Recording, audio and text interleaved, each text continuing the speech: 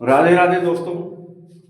आज कुंडली में अपन नवम भाव जो मनुष्य के भाग्य का स्थान होता है उसके बारे में चर्चा करेंगे। उससे पहले मैं आपसे चर्चा करता हूँ। कई लोगों के सलाह आती है, कोई कहता है कि आप किसी का कुंडली लेकर के उसके हिसाब से आप विश्लेषण करो, लेकिन मैं ये केवल जो नए नए ज्योतिष सीख रहे हैं उन लोगों के लिए भावों का अलग अलग सीरियलिटी वाइज डाल रहा हूँ। कई लोगों के अलग अलग विचार आते हैं, फ़ोन आते हैं। अगर कोई बीच में कुछ लोग अपनी कुंडली दिखाना चाहे तो आप मेरा मोबाइल नंबर नोट कर लीजिए, 9166832967। अपनी कुंडली भेज दीजिए और उसके आधार पर फिर हम आपको विश्लेषण करके बताएंगे। अभी तो ये लोगों को सीखने के लिए, हाँ, आप लोगों को बोरियत लग रही होगी कि यार क्या बता रहे हैं, भाग्य के बारे में बता रहे हैं, कभी पत्नी के बारे में बता रहे हैं, लेकिन उनका कुछ विश्लेषण आगे बता नहीं रहे। सीखने के हिसाब से थोड़ा थोड़ा सीरियलिटी वाइज चल रहा है, फिर बाद में आपको कुंडलियों का विश्लेषण करके भी बताएंगे। तो आज नवम भाव है।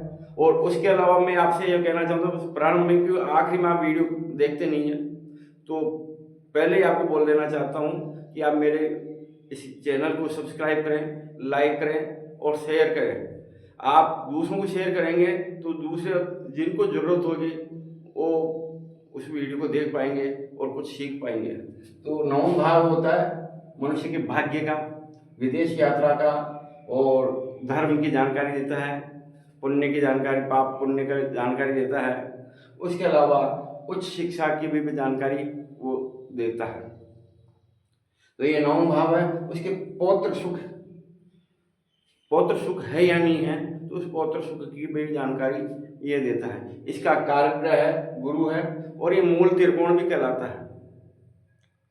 तो आज ही मैं आपको दसम भाव की भी जानकारी दे देता हूँ, क्योंकि लोग बोरियत महसूस करने लगे हैं।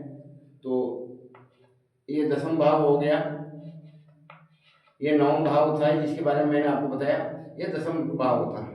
ये पिता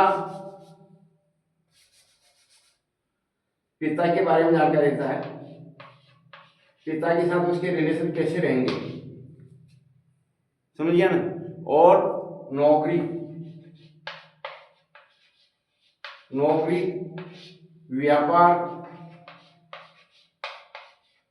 मान सम्मान, ये उसकी जानकारी सब देता है। तो ये दसम भाव पिता की, नौकरी की, व्यापार की, मान सम्मान की, इनकी जानकारियां देता है। इसके 3-4 ग्रह कारक ग्रह हैं, सूर्य भी है, शनि भी है, बुध भी है, तीनों चारों ग्रह इसके कारक ग्रह कहलाए गए हैं। तो इस प्रकार ये पिता, नौकरी, व्यापार आदि की जानकारी, मान सम्मान की जानकारी तो इस शॉर्टकट में बता रहा हूँ, क्योंकि अगर समय और सिंगल वाइज बताऊंगा तो इसमें फिर अलग अलग फिर वो 2-3 दिन लग जाएंगे। तो इसलिए मैं आज ये सारी जानकारी देता हूँ। तो ये आपको पता चलेगा।